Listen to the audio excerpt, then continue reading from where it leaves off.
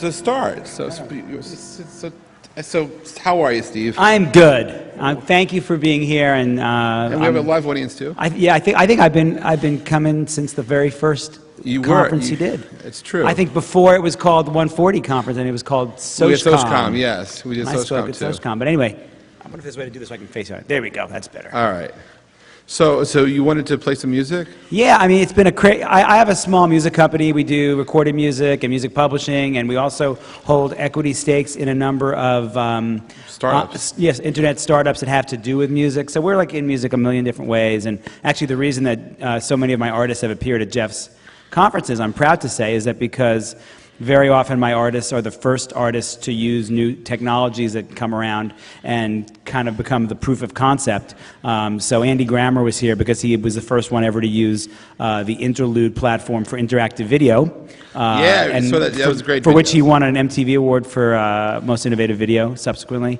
And which I had a cameo in for Diane Birch was probably the first music artist ever to use a Twitter party as a launch for an album.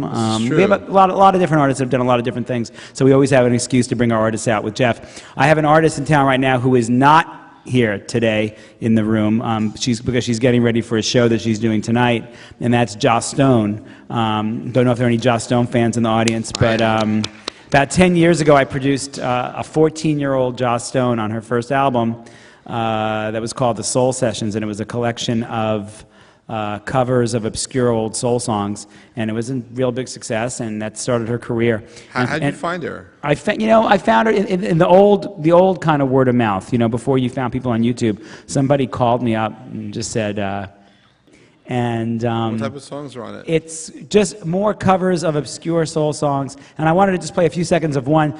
This is a total sneak preview. The record's not even out till the end of July, but since I'm here and you're here and she's in town, you co-produced this. I produced the record as I did the original one. She's playing tonight at the Highline Ballroom, but it's more than sold out, and we're very excited. But she will be all over TV and stuff this summer. Oh, we're live. This is the internet connection. I figured it out. We're live streaming the concert tonight. If you go to livestream.com/Joss Stone, you can watch the Joss Stone entire concert tonight at 8 o'clock from the Highline Ballroom, and she's amazing live, so I suggest you do it. But for now, let's just have a few seconds of the song. It's called For God's Sake, Give More Power to the People.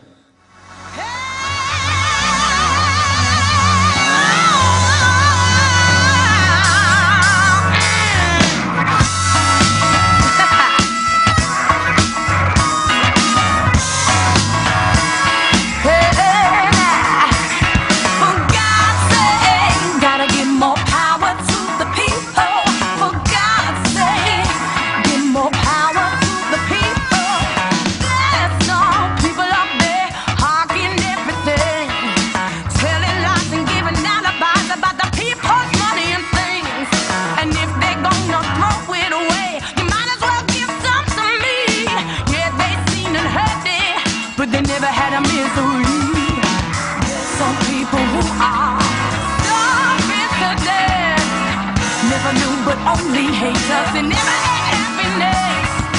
If you don't have enough to eat, how can you think of another? You don't have the time to care. It's crime you're guilty of. For God's sake, you gotta give more power to the people. For God's sake. There you go. Well, that's it. Joss Stone. For God's sake, give more power to the people. All right. So what were you trying to get out of that song? When you were making that song recording? What were you trying to emphasize? I think I don't think Joss has done anything political in the past. That's a song actually from the early '70s by a group called the Shy Lights, who are an R&B group from Chicago. And I just thought it seemed to speak of the moment. I think in everything, whether it's media or whether it's government or economics, there's this kind of cry and this reshuffling of the deck of how do we give people a greater voice. So I thought it was a great song for her to do because it seems very of the moment. And well, congratulations on this. So how many tracks from the album? There's 11 tracks on the album, but there's a deluxe version with 15 tracks, and it'll all be out. And you know, if you like that kind of music, I recommend the record. But let's talk about other stuff. I don't want to just be pitching my I'm artist. not pitching. I'm just curious. I'm a Joss Stone fan. You know, Me too. The fact that you actually produced the first album is just ironic, since I was trying so hard to find out who was. Yeah, I've had a lot of luck with really young artists over the years. I did the first Hanson album, and No, you created Hanson. and You want to hear how their we created parents Hanson? created Hanson. You want to hear? You want to hear how Steve created Hanson? Because at the time you were at Columbia, right? No, you're thinking of the Jonas Brothers. I'm sorry, that's true. The Jonas Brothers and we were. I did put the Jonas Brothers together as a band. It originally was Nick Jonas as a solo artist, and I'm the one, when I was president of Columbia Records, I said, you guys should be a band, But you also and produced the first album. But you did help make Hanson happen, though. Yes, I produced the first Hanson album with Bop and all that, and so I've been very lucky. I've produced 3 very young artists in my life. Hanson, Joss Stone, and the Jonas Brothers. And what about you they've and all been good. Barking Dogs? They've all been really good. And I understand you bark sometimes. I did bark on Who Let the Dogs Out, but let's do something substantive here. You want to hear him bark? I produced Who Let the Dogs Out in 2000 in my friend's living room, and it went on to be a hit. And it's one of those funny stories. You got two Grammys? We got Grammys for it, and For barking and it's for funny. writing? I've made a lot of records in my life, and the only thing I ever got a Grammy, I got been nominated a bunch of times for Grammys, but the only time I ever won a Grammy was for Who Let the Dogs Out, which is Wow. a funny thing, funny legacy. Sorry. Yes. You want to hear him bark, maybe? No. I Who wanna let talk. the dogs? You guys scream it. Go ahead. Who say? We need the audience to scream. Who let the dogs out? See? The Baja Men who did the song were very wimpy barkers. Ooh. And I was very frustrated in the studio. And You just had to show them how to bark. they said, okay, Mr. Wise Guy, if you're such a good barker, why don't you bark? And so I did it, and then we kept it on the record, which turned out to be a very fortuitous thing that none of us had ever thought of, because the record became so big, and it turns out that if you perform vocally on a record, every time it's on TV, you get a payment from AFTRA. Oh. So really, over the years, this kind of accidental barking has been quite generous to me. But you know, that's great. Any other fortuitous barking in your life? No, none at all. So, any young artists you saw at other labels that you couldn't sign that have gone on to great careers? You know, I think that I've mostly signed the artists I've wanted to sign, and I think I've mostly stayed away from the right artists. You know, these days, half of what we do is recording artists, and the other half of what we do is we're almost acting as talent scouts for young entrepreneurs with startups. We've gotten involved over the last few years with a lot of web startups that have to do with music, and we try to give them access to our artists so they can try out their ideas, and then we try to give our artists access to these new technologies to give them a little bit of a head start, and it's really worked out for us. The first thing that we got involved with in social media was a company called Nabber, which was thriving back in the dark ages of the ancient history of MySpace. And this is actually how you actually are no longer the CEO of Columbia Records, correct? Oh, right. Actually, what happens, you know, I found, okay, here's my how social media lost me my job at Columbia Records. I did the first Jonas Brothers album, and I wanted to market it in a very novel way. MySpace was just starting to happen. The MySpace ecosystem was just starting to happen. All those coding sites where kids, you know, kind of found stuff to decorate their MySpace pages. That was starting to happen. This is like around 2006. And some guys came to my office and said that, you know, you could take video and like put it in a widget, and kids could put it up on their MySpace page, and once it's on their MySpace page, you could keep updating it with new content, which, really? You can do that? Like, I was shocked. Like, I couldn't believe this was possible, that you could do this, because nobody was really doing that then. It was the very beginning of MySpace. And so I said, let's try that, you know? And so we made this 3-part video with the Jonas Brothers for their first single, where each chapter of it ended in a cliffhanger, like a little teen soap opera. And we basically decided we would distribute this video by giving it away to all these kids who had these coding sites. You know, things that you may remember from, you know, the MySpace days, like sites like Whatever Life and all these kind of places where kids grabbed stuff to decorate their MySpace page with. And these kids were really excited because they had never been given any premium content legitimately. You know, they only had to steal whatever content they were featuring on their sites. And I was saying, here, take it, you know, put it up. And so these kids and all these sites were like owned by 15-year-old girls at the time.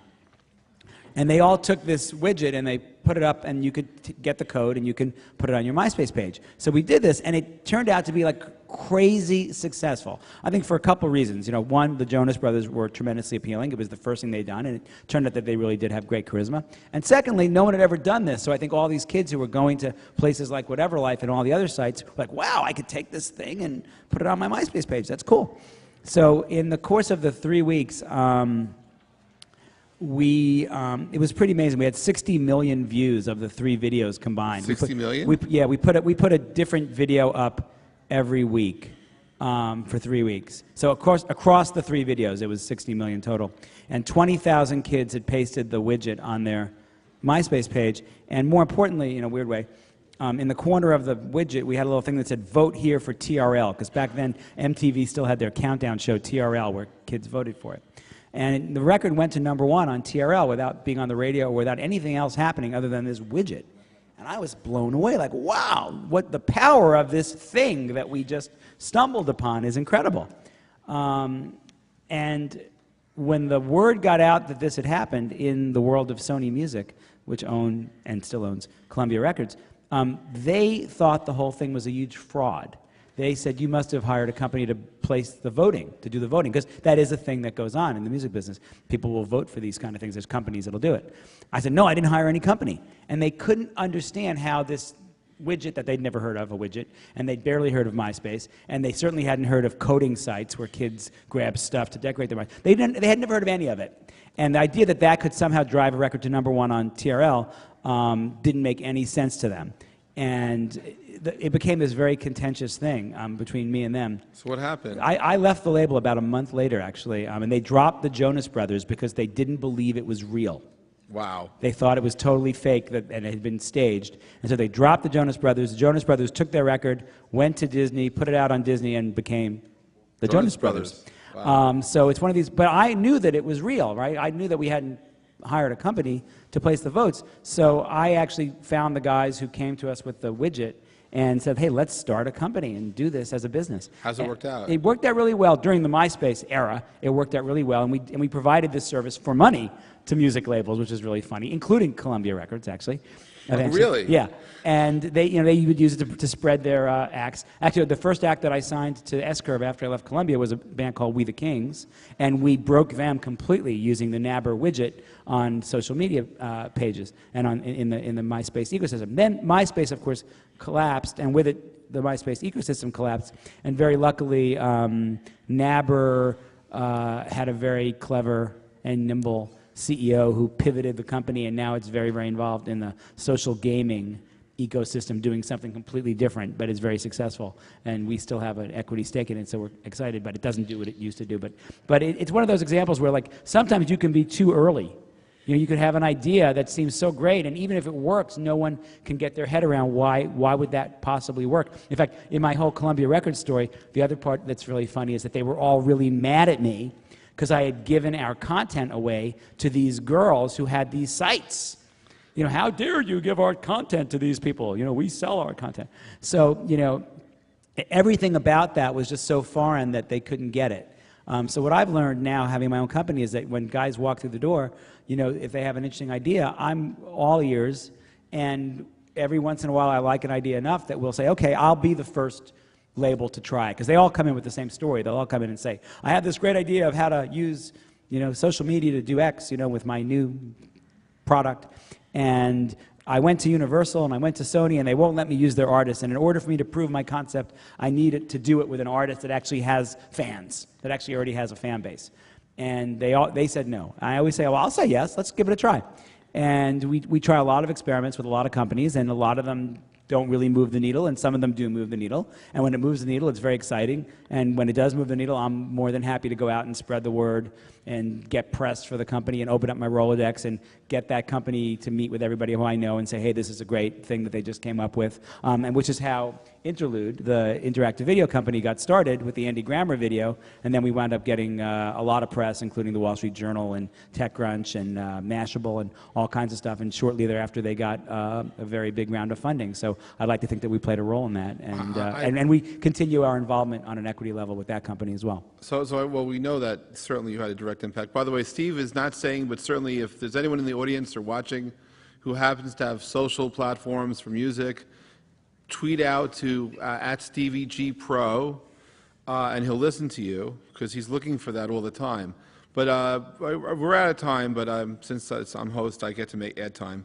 I do have a question for you because the music industry is sort of upside down in real life because of the way that the internet's disrupted music and has changed things, but the way royalties are paid, both for publishing and for mechanicals, and just the whole ecosystem hasn't changed in 50-something years. If you were head of Columbia, for that matter, S-Curve, I mean, do you have financial incentives today to invest the millions of dollars that were invested in the bands of the 70s, 80s, and albeit 90s? Like, do you think those bands that we grew up with will exist in 5 years? Their next generation because of the economics, or? I worry about the lack of incentive for investment in bands, and I'll actually give you a quick story that'll illustrate my answer to your question. We started working with this guy Andy Grammer, who's a singer-songwriter, and we've been working with him now for about 2 years. His album came out a year ago. We took his first single to radio and the video online about a year and a half ago.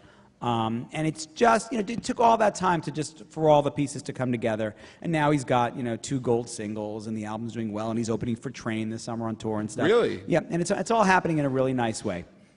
And I had lunch with the CEO of one of the major record labels recently, and he said to me, "Congratulations on Andy Grammer. It's an amazing story. Of course, we would never do that." And I said, "Well, what do you mean you'd never do that?" And he said, "Well, in the 18 months that you did Andy Grammer, that took for you to do Andy Grammer, we have launched, 10 artists from TV shows, whether it's The Voice or American Idol or X Factor or whichever shows these particular guys were involved with, or Glee or whatever. And, and the point is they said, what you did in 18 months is great, but we could actually launch one every week and just keep going." And I said, "Yeah, but the ones that you launch every week don't last. They have their minute, and then they go away. Andy Grammer, I'm hoping, actually has real fans who are loyal and who are going to stay with him for the course of his career."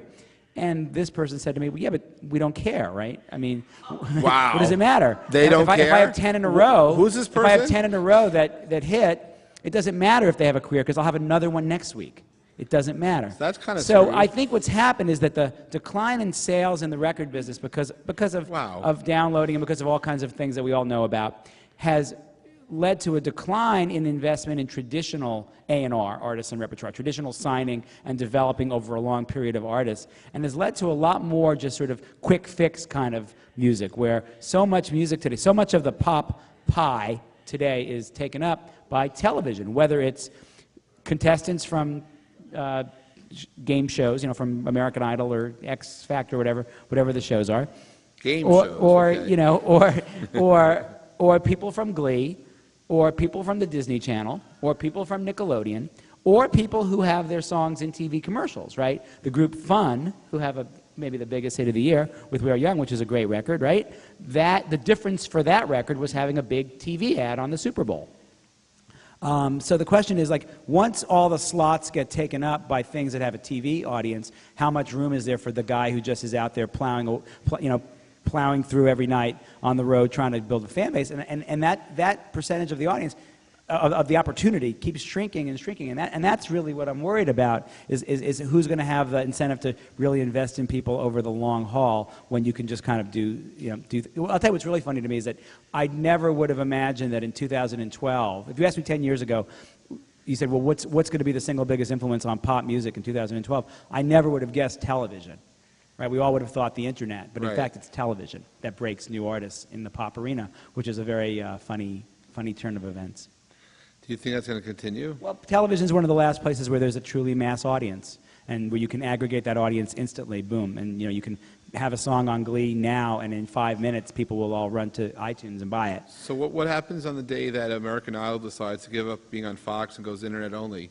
Does that change the internet dynamics? No, I think that probably this whole TV as the big aggregator period is a transitional period. I have to imagine that eventually TV will fragment more and more to the point where the numbers aren't really there anymore like they are now. But right now, TV is one of the last places where there's numbers. And what's funny is that the reason that the TV tie-in is so powerful is because of radio, which is the other thing that you might not have expected to still be so dominant, but it is. And what's interesting about radio is that radio's research methodology has gotten so much more sophisticated in just the last couple of years, where they used to have those diaries where you'd fill out what station you were listening to, and it was very inexact. And now, you know, they have these radios where the people who are the sample audience, you know, they know exactly when they turn the station and turn off the radio. So that means that the radio station really knows which songs people turn off when they hear them. And of course, not surprisingly, the songs that people turn off most readily are ones that are unfamiliar, right? Those get the highest amount of tune-out. So more and more, a song has to prove itself in some other arena before it can even get on the radio. And what's the easiest arena to prove yourself in and get some familiarity before you go to radio is television. Yeah. So there's this combination between these big TV shows and radio really shying away from anything that's unfamiliar that combines to really make it very, very difficult for anyone without some sort of marketing tie-in to actually get through the door. So the Andy Grammer thing, which we're really, really proud of, because he had nothing other than a lot of talent, a hit song, and a label that was committed to him, and that's really rare these days. Wow, Steve, thank you so much for your time. I appreciate it. Oh, yeah, he had an interactive video, too. He did, which I was in, by the way. And by the way, this year, MTV O Music Awards, which are happening very, very soon. We actually are very lucky. We have 2 nominees. Really? For the most innovative video. One is We the King's new video, which is also an interactive video. That's on our label. And then Interlude, the interactive video company, has a second video that's also nominated. I forget which band it is, but Really? they have 2 of the 5 nominees for most innovative video are Interlude That's interactive video. So we're really proud of that. Thank you, Steve. Thanks so much for being here.